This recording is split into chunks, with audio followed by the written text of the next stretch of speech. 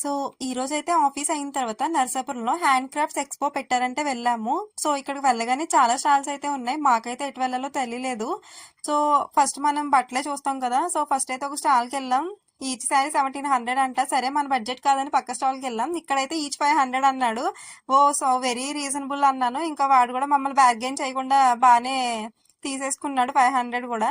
So నేనైతే ఈ blue and green saris తీసుకున్నాను. ఈచ్ 500 పడింది.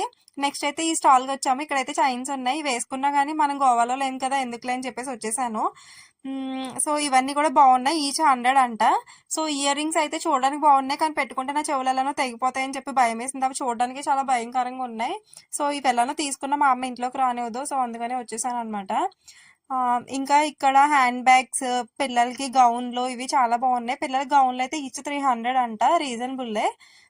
నెక్స్ట్ అయితే ఈ బ్లౌజెస్ చూసాము. బట్ మీషోలో 300కే వచ్చేసినాయని చెప్పేసి అక్కడ నుంచి వచ్చేసాం అనమాట. ఇంకా అంతే. లాస్ట్లో ఒక ఐస్ క్రీమ్